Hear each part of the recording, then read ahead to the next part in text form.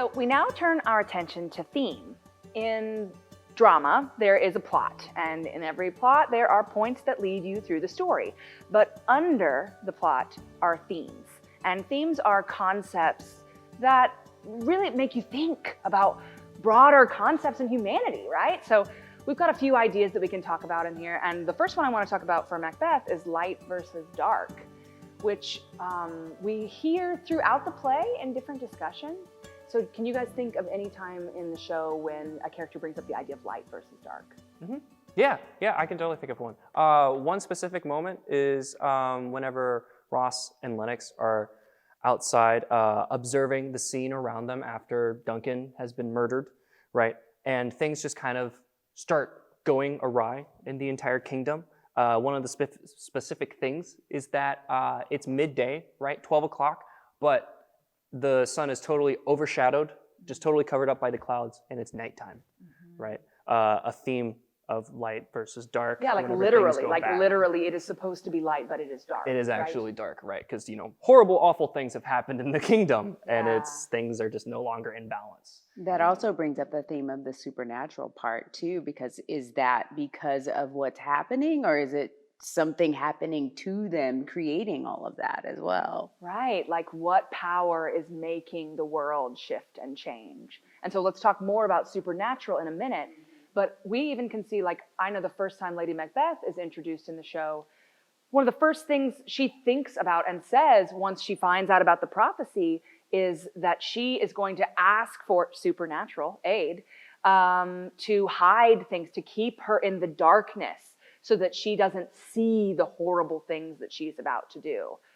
I know Macbeth says some very, very long speeches about light and dark, but there's one incredibly beautiful line, my favorite line in the show actually, about the stars. Stars, hide your fires, let not light see my black and deep desires. Yeah, and so we have an antithesis there, right, of star and fire versus black, right? Yeah. And deep, I love that there's like deep with that, right? Isn't that what you said? Yeah. Yeah, there's like a hidden quality down inside that we all have that we're accessing in this play versus what's light on the outside that we experience in the world around us, right? Yeah, and even in the very first scene with the witches, which is maybe about this long of text, but they're saying, you know, when shall we three meet again? You know, oh, after the storm's over, after the battle's over. And it starts off even there to meet with Macbeth, and they say that will be ere the set of sun. So as the sun is going down and the light is turning red, we're going to see, so it's in the light that this Head first, into the darkness. Yeah. Okay, pause the tape. Let's play with light and shadow. Pick a section of the play Macbeth, any section, grab a friend or more, and read it aloud. Now, go back, change the lighting in the room where you are. Make it darker, make it brighter. How does it change the way you say the lines? Does it change the speed? Does it change the volume? In this way, you too can play with light and shadow. Okay, there's a couple other themes we got to get to. What's another one? Fate and Free will. free will. Yeah, which I know is a topic of thought in much literature throughout time, right? And so in this one, we've got these beings who give this prophecy. And if they had never said that out loud, would none of this have happened to Macbeth? Right, would any of it have even like come close to fruition or anything, you know? Right. I mean, it's a question that I don't think is answered explicitly in the script. I think that's kind of the point. It gives you a multiplicity of options. I mean, again, the witches don't tell Macbeth and Lady Macbeth to kill an old man in his sleep. That's something those two come up with on their own. But they nonetheless feel like they've been given permission to do this terrible thing. And even one of the last things Macbeth says before he dies is, and be these juggling fiends no more believed. So he's still certainly blaming them for his decisions that, again, no one asked him to do this stuff. And then you also have Lady Macbeth with her husband, you know, convincing him to kill the king. But like, is that actually Lady Macbeth's choice? Is she forcing that on him? Like, Does she open herself up to darkness by inviting in those spirits, right?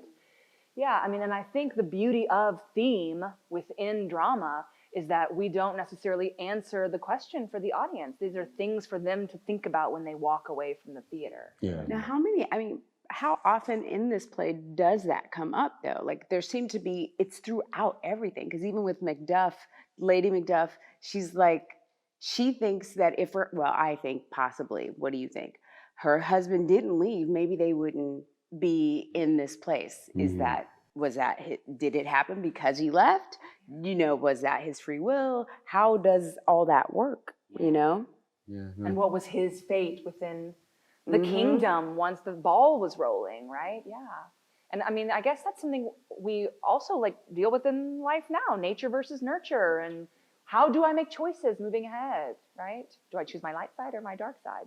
Or maybe I will hope for some supernatural help, right? Which is Well, our other what's theme. great is too is all of it is so interconnected because like the light versus dark, the free will, the supernatural, you could pull it out of every single one. It's like they all interplay together. Yeah, I agree. I mean, we can't do fate versus free will without supernatural, because is it the gods doing it? Am I doing it all by myself? Or is some other power, the witches, something else, driving me to do this? Are the witches showing Macbeth the dagger?